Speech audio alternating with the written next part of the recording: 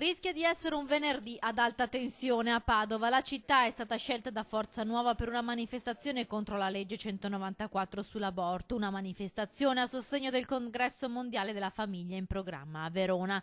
Una scelta contestata anche dall'amministrazione comunale che attraverso una nota della Giunta ha chiesto al questore Paolo Fastari di non autorizzare il corteo. La manifestazione, che ha come capofila il movimento di estrema destra, però si farà e in prefettura si è già tenuta la riunione per definire il sistema di sicurezza da mettere in campo.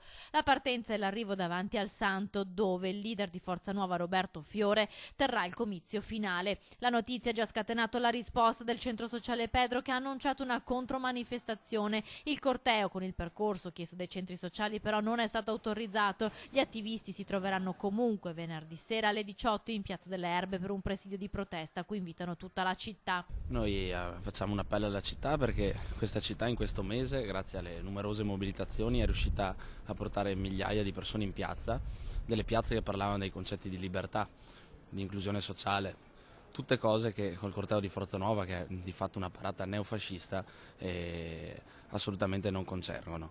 Quindi è successa una cosa molto grave oggi, è successo un diniego da parte della questura di autorizzare un corteo che avevamo richiesto.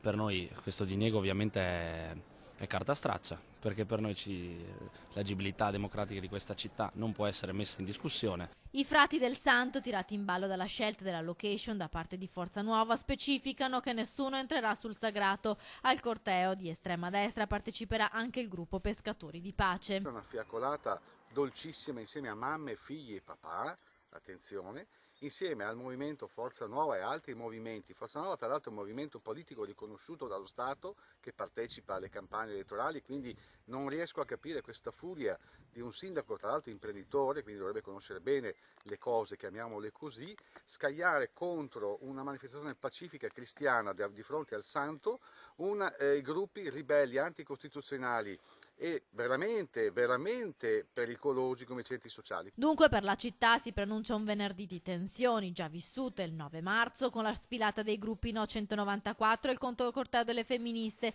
o andando indietro di qualche anno si possono ricordare gli scontri del luglio 2017, quando Forza Nuova organizzò una mobilitazione contro l'immigrazione e i centri sociali si scontrarono in piazza con le forze dell'ordine.